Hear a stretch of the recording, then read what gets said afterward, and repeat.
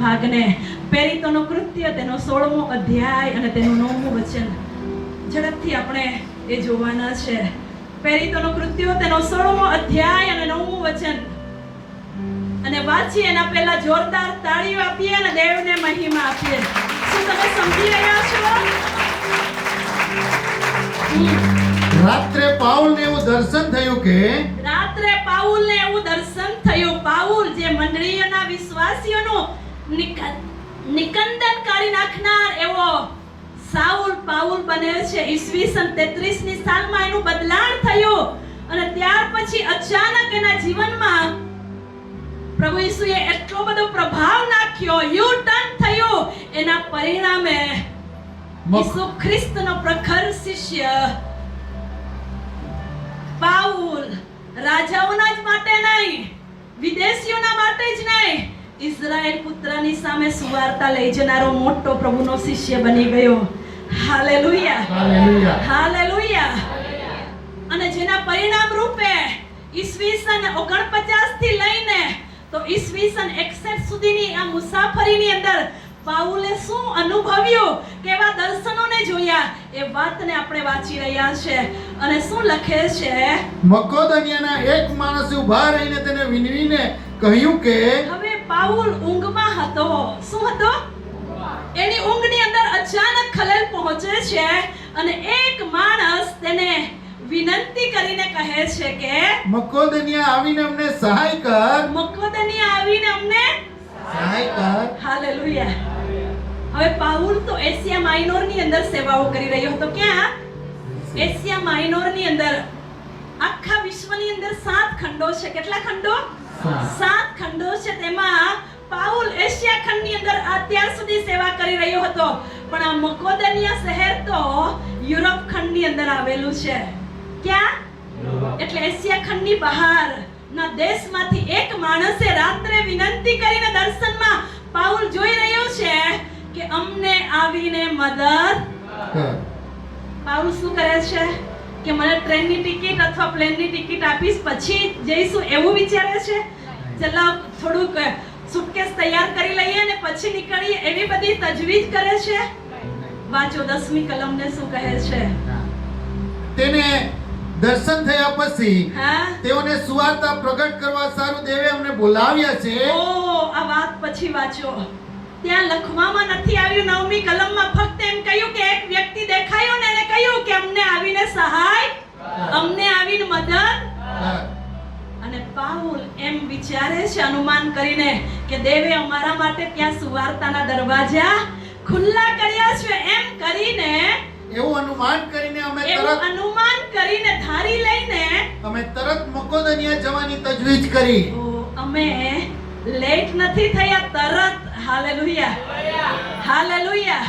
આજે દેવની મંડળી આળસુ નહીં થાય. જ્યારે તમને એમ કહે કે આ હોસ્પિટલના માટે, આ માંદાઓના માટે આ વ્યક્તિઓની મુલાકાત લો. પાઉલે વિચાર્યું નહીં કે આ તો બીજો ખંડ છે તો બધું તૈયારી કરી લઈએ, ત્યાં કોણ સગું કોણ વાલું, કોના ઘરે રહીશું, એવું બધું જ વિચાર્યા વગર તરત પ્રભુના કહેલા આધીન થઈને તરત જવા માટે અમે તજવીજ કરી. Hallelujah, hallelujah. સાંભળી રહ્યા છો? આજે આપણે 25 વર્ષથી કશું જ પણ તરત શબ્દને લીધો નથી. આ તરત શબ્દ તમને એવું લાગતું હોય પણ તરત શબ્દને હજુ મંડળીઓએ બહુ ઇમ્પોર્ટન્ટ રાખ્યું નથી. જ્યારે મંડળીઓ આ તરત શબ્દ ઉપર કામ કરવા માંડશે તો ભારત દેશ ખ્રિસ્તી દેશ તરીકે પ્રચલિત થઈ જશે. હાલેલુયા. પણ આ તરત હજુ સુધી આવ્યું નથી મંડળીઓમાં. અને મને કહેવા દો, હાલેલુયા, હાલેલુયા.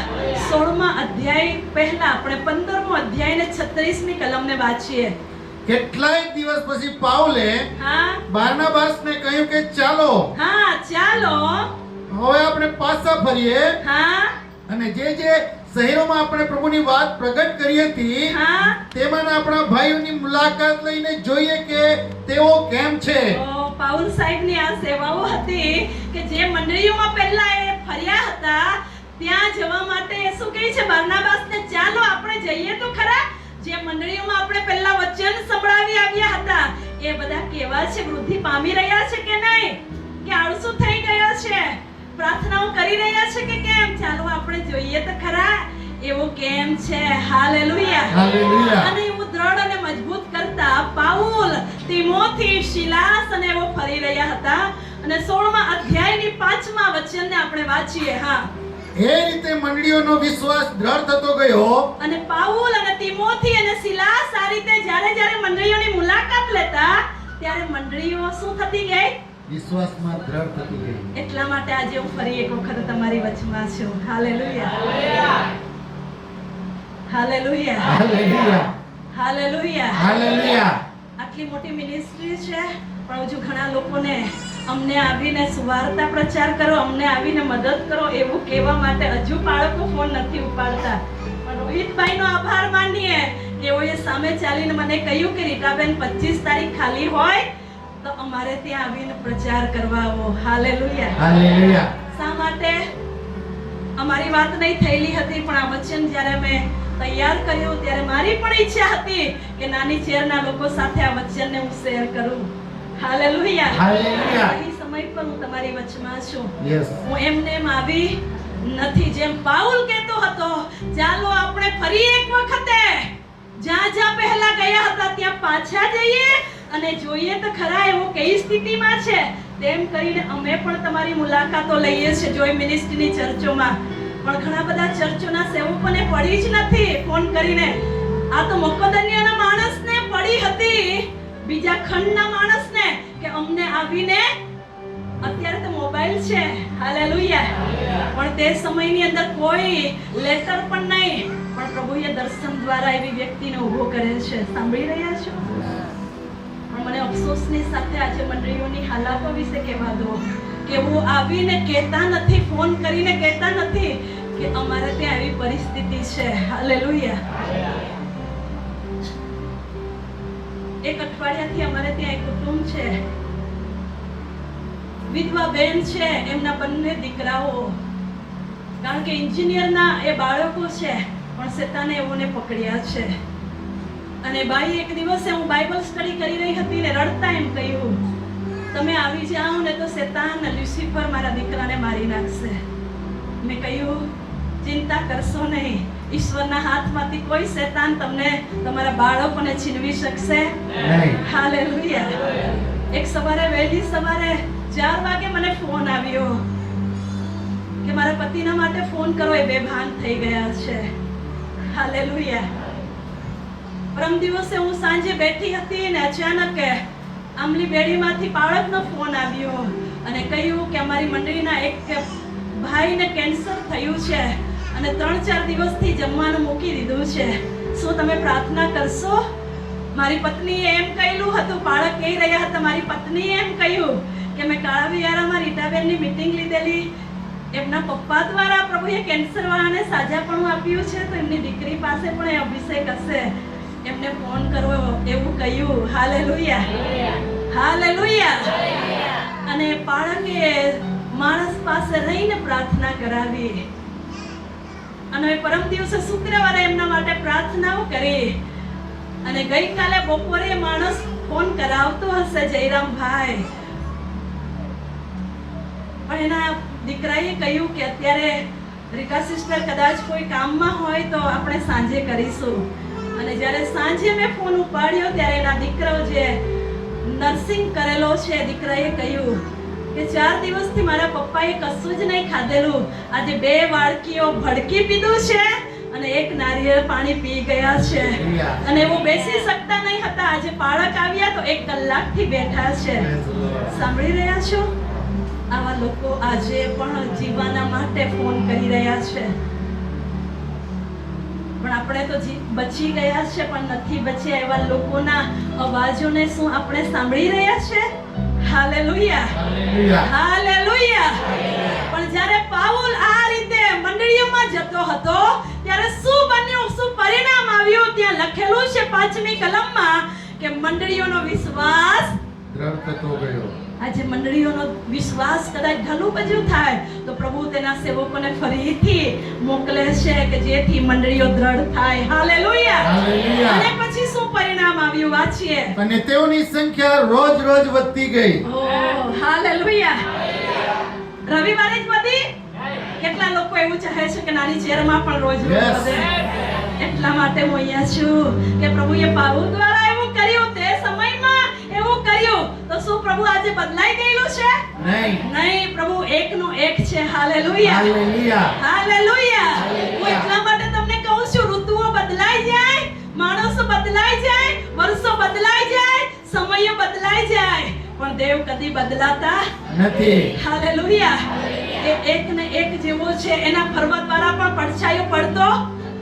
એટલા માટે મને ગીત યાદ આવે છે, યીશુ મસીહ નહીં બદલતા, નહીં બદલતા, નહીં બદલતા, યીશુ મસીહ નહીં બદલતા, એક સા હે.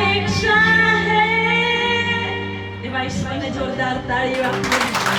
હાલેલુયા. અને જો પાઉલના જવાબ પછી મંડળીઓ દ્રઢ થતી ગઈ, અને અહીંયા લખેલું છે મહિનાએ નહીં પણ રોજ રોજ એ મંડળીઓમાં વૃદ્ધિ થતી.